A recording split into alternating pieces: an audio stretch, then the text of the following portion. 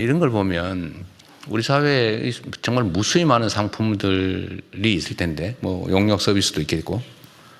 사실 이렇게 시정하면은 시정되는 것도 상당히 많잖아, 그죠?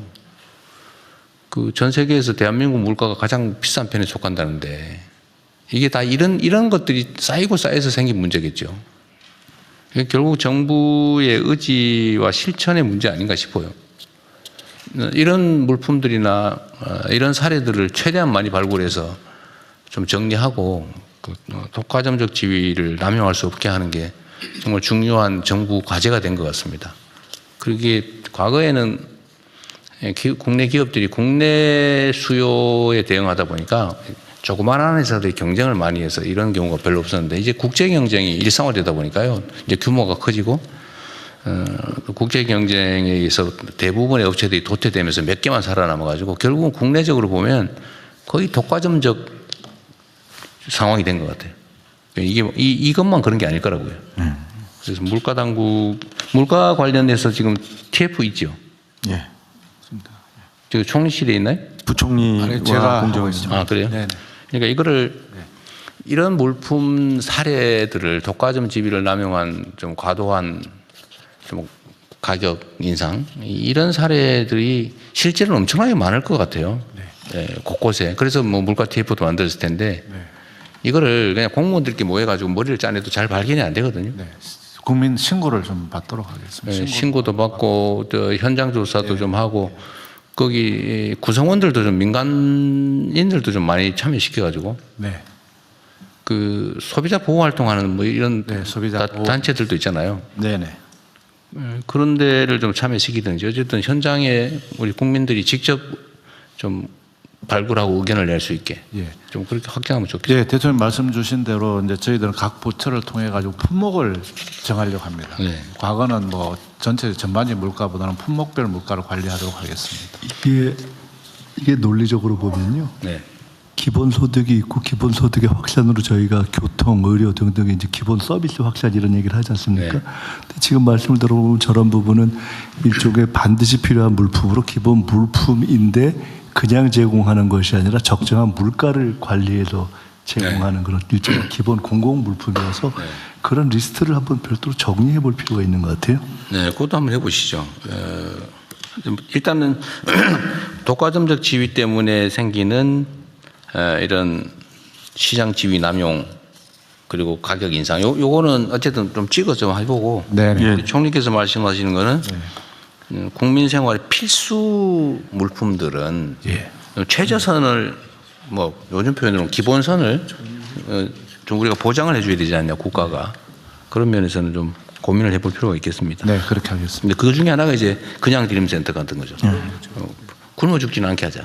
네. 저게 사실 그냥 드림센터가 전국에 이미 존재하면 사실 그냥 가져갈 수도 있게 되는 거죠. 이것도 그런 비슷한 거겠죠.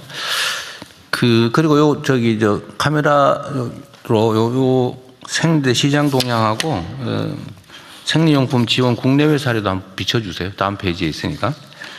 이거 하면 또 포퓰리즘에 뭐 퍼주기냐 뭐 이럴 가능성이 있어서 다른 나라도 많이 하고 있다는 걸 좀 사례를 보여주면 좋겠습니다. 좀 적당하게 한번 보여주시고. 그 관련해서 공정거래위원회에서 생리대 가격에서 독과점에 의한 불공정 거래 여부가 있는지 현재 조사하고 있고요. 지금 제조 비용을 과도하게 가격을 반영해서 가격을 인상했는지 가격 담합 이 부분 분석 중에 있습니다. 그런데 이제 최근에 생리대 생산 업체들이 자발적으로 중저가 제품을 공급 확대하고 가격을 인하한 것은 매우 고무적인 방향이라고 보고요. 우리나라 이 제품 사업자들이 영업이익률이 상당히 높은 편이에요. 그러니까 앞으로 좀 가격 인하의 여력은 더 있다고 공정위는 판단하고 있고요. 자발적으로 좀 가격을 이런 필수제에는 좀 인하를 적극적으로 해주면은 국민 생활 안정에 매우 도움이 될 것이라고 판단하고 있습니다. 그러니까 아까 말씀드렸던 거 연장선이긴 한데 하여튼 앞으로 대한민국의 경제 질서는 기본으로 좀 돌아간다. 그러니까 좀 부당하게 부정한 이익을 취하는 그런 시스템은 이제 살아남기 어렵다. 이렇게 좀 인지를 해 주시면 좋겠고요. 그리고 이제 국세청이나 공정거래위가 이제 중요한 역할을 하게 되는데 이미 과거에 벌어졌던 일은 너무 과거를 막 이렇게 너무 파헤치는 방식보다는 좀 미래지향적으로 가면 좋겠어요. 그래서 좀 자발적으로 좀 시정하고 또 새로운 과거를 좀 이렇게 좀 정리하는 노력을 스스로 자발적으로 하는 경우에 너무 가혹하게 안 하면 좋겠어요. 예, 지금 반영하고 있습니다. 네네. 그걸 잘 하시겠지만 이게 또 자칫 잘못하면 선량한 사람들이 먼저 다치는 그런 상황이 벌어질 수 있습니다. 근데 그러지 말아야 되겠죠. 그래서 권한 행사를 할 때는 강제력을 행사할 때는 정말 좀 이렇게 엄정하게 좀 잘 선별을 해야 될 것 같습니다. 네. 단속의 편의 때문에 열심히 좀 개선해 보려는 쪽이 피해를 보거나 이러지 않게 좀 악의적으로 지위를 누리는 그러면서도 모른 척하고 계속하는 뭐 그런 쪽에 집중하면 좋겠고요. 그래서 드리는 말씀인데 아까 제가 이 말씀을 드리다 못했는데 어쨌든 부당행위를 해서 일종의 과징금을 이제 부과받거나 제재금을 부과받을 경우에 10%의 이제 포상을 하기로 했는데 제한 없이. 그런데 문제는 그 내부 실제 관여자, 참여자 본인이 신고를 하거나 이럴 경우에 어떻게 할지를 미리 좀 명확하게 해줘야 될 것 같아요. 제 의견을 먼저 좀 말씀을 드리면. 내 신고했다. 내가 과징금이 뭐 과도하게 부과받거나 내가 처벌받으면 신고 안 할 거 아니에요. 네, 이럴 때는 보통 그 신고자 면책 감면 이런 제도가 있는지도 한번 보고 있으면 그걸 또 보장을 해주고 실제 예를 들면 가담을 한 경우에도 포상금은 주면 좋겠어요. 그래야 실제로 그 내부 가담자들이 신고를 하겠죠. 대신에 직접 가담한 경우는 좀 제3자가 한 경우보다는 좀 깎아야 되겠죠.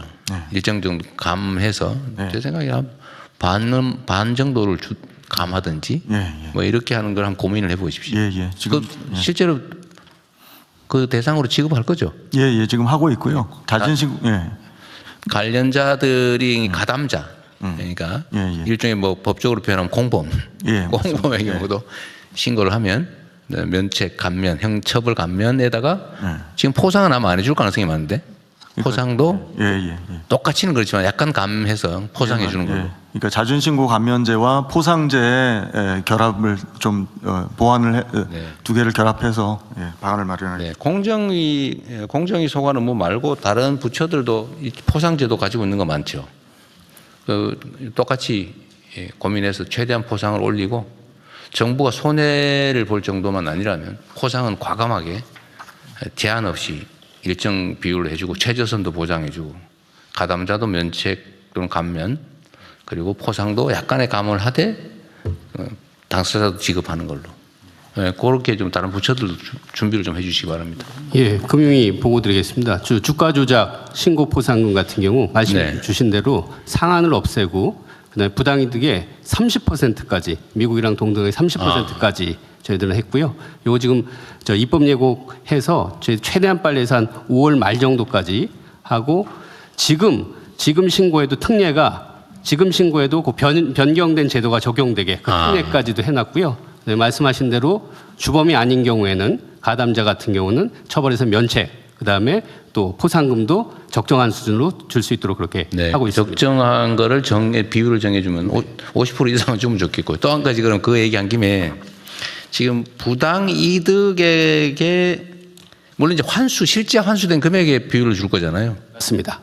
그리고 아예 부과는 했는데 못 받은 경우.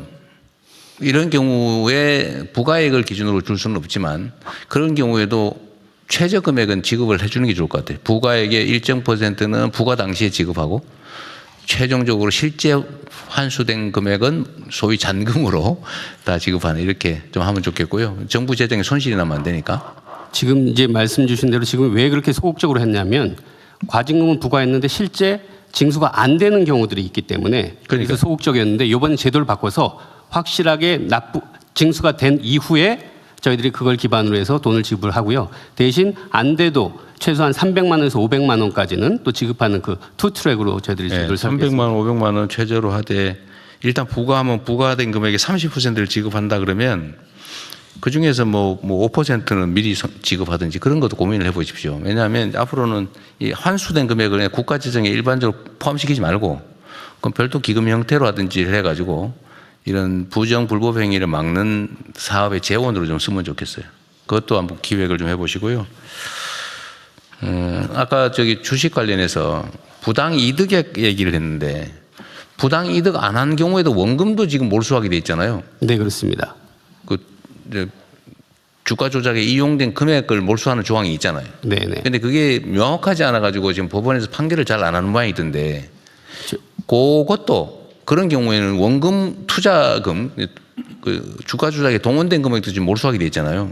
예, 자본시장법에는 원금을 몰수하게 돼 있는데요. 법원에서 판단할 때 범죄수익은닉규제법인가 뭐가 있는데 거기서는 그 원금을 거기서 빼잖아요. 반영하지 이익만. 않고 수익만 반영을 해서 그 법을 이제 법 쪽에서 좀 반영을 해줘야 됩니다. 그러니까 이게 원금도 몰수하는 조항인데 지금까지는 안 했지만 앞으로는 하기로 했잖아요. 네네. 하면 그 원금에 대해서도 포상을 해주라고요. 네네, 알겠습니다. 네, 그 검토를 하겠습니다. 국가가 그런 거 부당한 건 아니지만 그걸 다 취득할 필요는 없잖아요. 그래서 그 권장하는 측면에서 주가 조작에 대해서는 투자 원금도 몰수할 수 있고 몰수하는 경우에는 그 몰수된 금액의 일정 부분도 포상금으로 주는 걸로 부당 이득액이 몇 %만 하지 말고요. 네, 하여튼 네. 이쪽으로 해서 보도록 하겠습니다. 네네. 네. 예, 법제처장입니다. 한 가지만 말씀드리겠습니다. 네네. 아까 그 국민생활 필수품 관련해서 그 지금 최저임금을 산정함에 있어서는 근로자 생계비를 조사하게 되어 있습니다.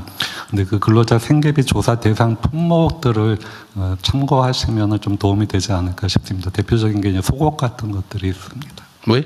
속옷 같은 속옷. 지금 대통령님 조금 저희 논의한 거를 이렇게 정리해 볼 수 있을 것 같습니다. 아까 논의 중에 일종의 개혁을 정상화라는 개념으로 해서 전 분야로 좀 정리해 보자 그러셨는데 네. 첫째는 저희들이 해야 하는 국가 정상화 내지는 사회 정상화로 개혁을 정상으로 첫째 정리하고요.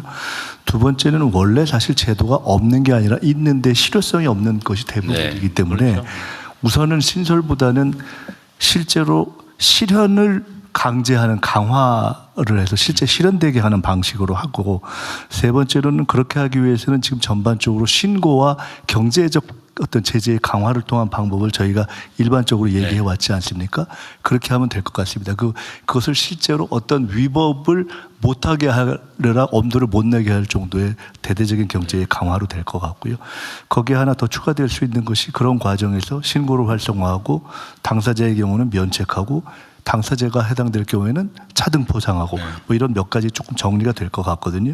이런 것이 기존의 헌법존중 TF에서도 이런 것이 반영돼서 저희들이 해왔기 때문에 대통령님께서 지금 저희 국정을 시작한 이후에 여러 부분에 지적해 오신 것들이 좀 종합되어지는 시점인 것 같아서 이 말씀을 드리는 이유는 이거를 저희가 정리를 총리실에서 할 테니까 모든 부서에서 해당되는 것 중에 이런 위법 내지는 어떤 사회에 있어서의 문제가 되는 부분이 있지 않습니까?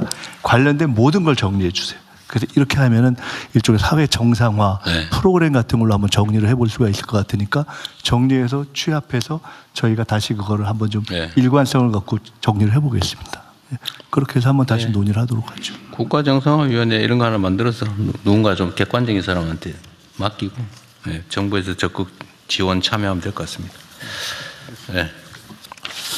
다음은 보복 범죄 및 친밀관계 범죄 방지를 위한 범죄 피해자 보호 지원제도 개선을 법무부 장관 성평등가족부 장관께서